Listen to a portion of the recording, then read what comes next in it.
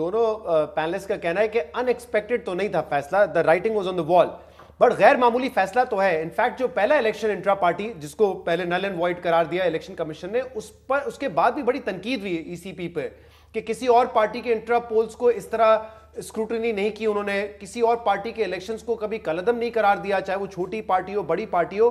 तो उस वक्त तनकीद हुई जब पहला फैसला आया। अब इलेक्शन कमीशन ने दूसरी मरतबा यह फैसला दे दिया कि आपके इलेक्शन जो है वो मंजूर नहीं है हमें। क्यों किया इलेक्शन कमीशन ऑफ पाकिस्तान ने? आपके ख्याल में क्या कानूनी नुकात इतने स्ट्रांग थे जिसकी बुनियाद पर यह फैसला आया? नहीं, मेरा तो ख्याल है इस फैसले के 2-3 इम्प्लीकेशंस हैं।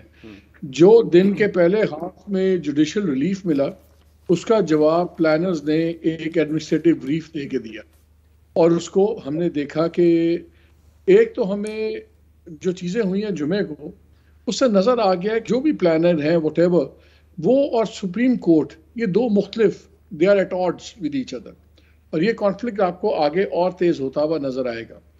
सेकेंड, एक बड़ी इंपॉर्टेंट बात हुई जब लेवल प्लेइंग फील्ड वाली बात हुई केस में, तो बड़ा स्पेसिफिक पीटीआई के लॉयर्स ने कहा कि देखिए, ये जो हमारे बंदे हैं उनको पकड़ लेते हैं और एमपीओ के तहत, तो उन्होंने कहा कि एमपीओ के तहत नहीं पकड़ना होगा, अगर हुआ तो हम ऑर्डर भी पास कर देंगे। तो अगर वो स्पेसिफिक रिलीफ मिलती है, वो भी एक इंटरेस्टिंग डेवलपमेंट थी।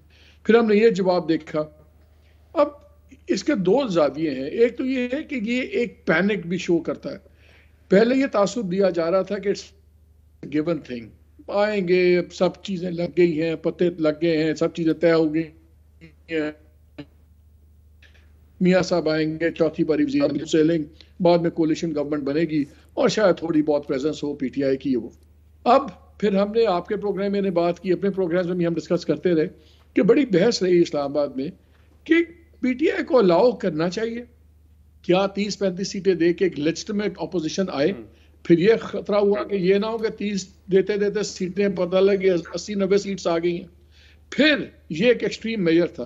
देखिए, बिल्कुल मुश्किलात के लिए इजाफा होगा, बड़ी कंफ्यूजन होगी। कुछ चीज़ें रऊफ ने पॉइंट आउट की जो प्रैक्टिकल रूरल एरियाज की हैं, लेकिन मेरी बहुत सीनियर लोगों से जब बात हो रही थी पीटीआई के, अब भी कुछ उनमें से हाइडिंग में है, उनका ख्याल ये है कि उनकी लीड इतनी ज़्यादा है फ्रॉम अदर पीपल कि उनके ख्याल में 4-5% वोट इम्पैक्ट होगा इसका, और ये जो डिस्टर्बेंस होगी वो उसकी वजह से वो एक ब्रिजेबल गैप है।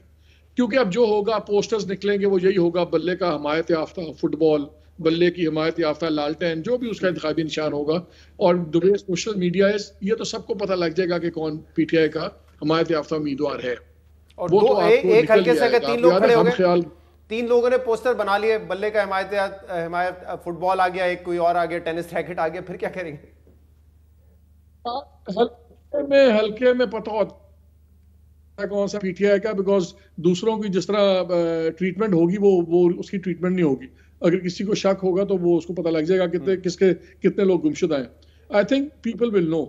जो मुझे खतरा नजर आता है, जो पीटीआई के लिए ज्यादा खतरनाक है, कि अगर during this time Imran Khan को सजा हो जाती है, ये पार्टी इसी तरह डिफरेंट सिंबल्स पे लड़ रही है, टर्नआउट कितना इम्पैक्ट होगा? क्या लोग गिव अप करके बैठ जाएंगे? क्या लोग निकलेंगे या आएंगे? खाली कैंडिडेट्स की बात नहीं हो रही। देखिए, एक हवा भी बनती है, एक मायूसी की फिजा भी बनती है। हमारे में तो पंजाब खास तौर पे एक जो हम कहते हैं जी हवा, बैनर्स की बड़ी हवा है, और जी जीत गया। जो अगर ये लोग पहले कन्विंस हो जाए जी जो मर्जी कर लें, रऊफ पे नहीं जीतना, तो रऊफ के साथ वो दोस्त भी नहीं आएंगे।